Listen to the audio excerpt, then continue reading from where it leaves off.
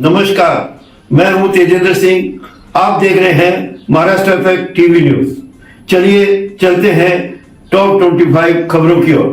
देखते हैं पालघर, मुंबई और महाराष्ट्र की आज सुबह की कुछ खास खबरें। पुणे नगरी बिजली परियोजना के लिए प्रभावित किसानों को तत्काल मुआवजा मिलने पर किसानों ने संतोष व्यक्त किया।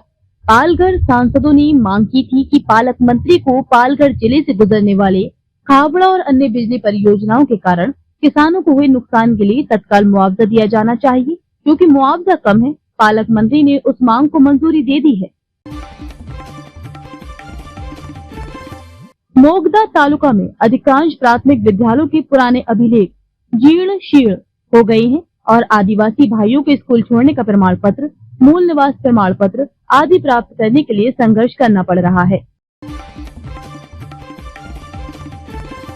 लगभग 3 साल पहले मुंबई अहमदाबाद राष्ट्रीय राजमार्ग पर प्रसिद्ध उद्योगपति साइरस मिस्त्री की आकस्मिक मृत्यु के बाद ये राजमार्ग सुर्खियों में आया था। ये पहले भी कई दुर्घटनाएं हो चुकी हैं।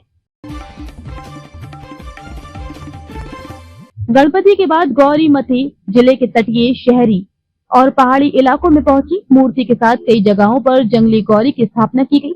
इस अवसर पर बैंजो की थाप पर गौरी मथी की जय के नारे लगाए गए।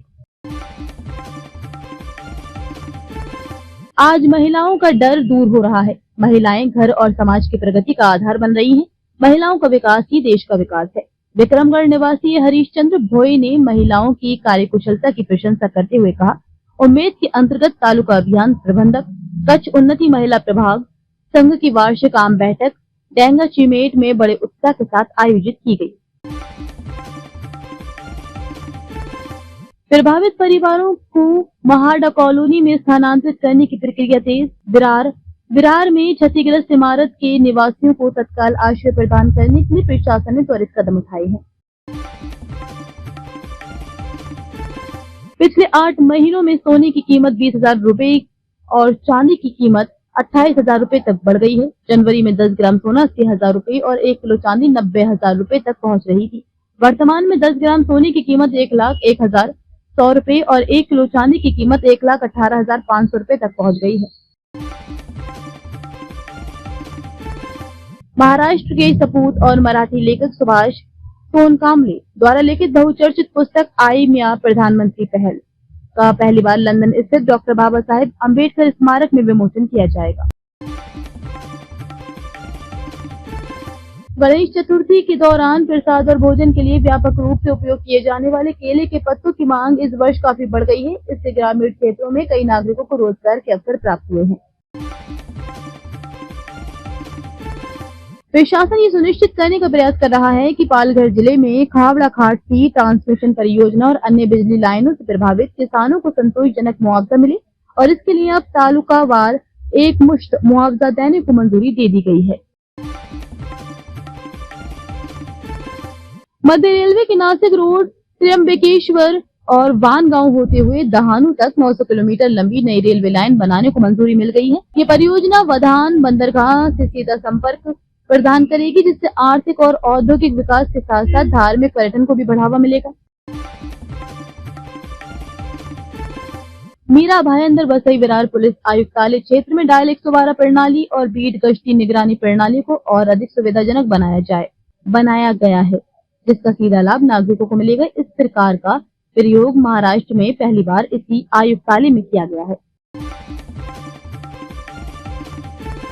पालघर जिले के धनानी नगर के जिला परिषद विद्यालय हिंदी मीडियम के पूर्व शिक्षक प्रमोद गुप्ता को उनकी उत्कृष्ट सामाजिक और शैक्षणिक सेवाओं के लिए दिल्ली में आयोजित एक भव्य समारोह में राष्ट्रीय गौरव पुरस्कार से सम्मानित किया गया। पीजी इलेक्ट्रोप्लास्ट ने किया 1,000 करोड़ का निवेश समझौता। कंपनी की सहायक फर्म ने महाराष्ट्र सरकार के साथ एक ग्रीनफील्ड कंज्यूमर इलेक्ट्रॉनिक्स परियोजना के लिए MOU पर हस्ताक्षर किए। इस खबर से शेयरों में 3% से अधिक की तेजी देखी गई। मराठा आरक्षण आंदोलन और तेज। मनोज जरांग भूख पानी दोनों छोड़ने की धमकी। आंदोलन की गंभीरता बढ़ते देख मनोज जरांगे ने आज से पानी बंद करने की घोषणा की।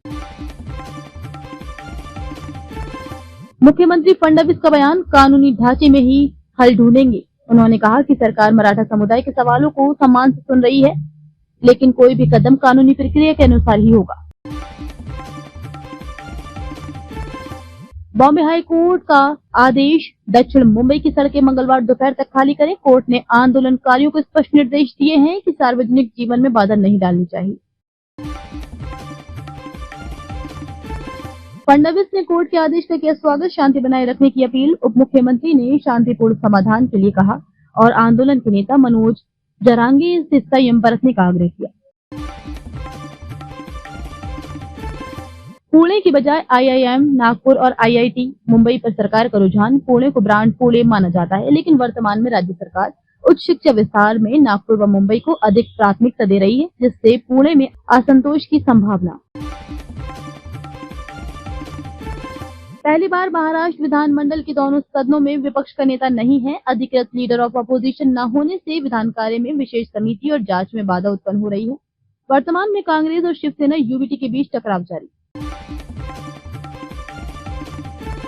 लॉयड्स मेटल्स ने घुघुस महाराष्ट्र में 360 KTPA स्पंज आयरन प्लांट की शुरुआत की। इस नए प्लांट से कंपनी की उत्पादन क्षमता में वृद्धि होगी और राज्य की अर्थव्यवस्था को बल मिलेगा। आप देख रहे हैं महाराष्ट्र तक टीवी न्यूज। रोज इसी समय पालघर, मुंबई और महाराष्ट्र की ताजा खबरें देखने के लिए चैनल को लाइक करें, सब्सक्राइब करें। हमारे चैनल को अभी सब्सक्राइब करें और बेल आइकन दबाना न भूलें। धन्यवाद।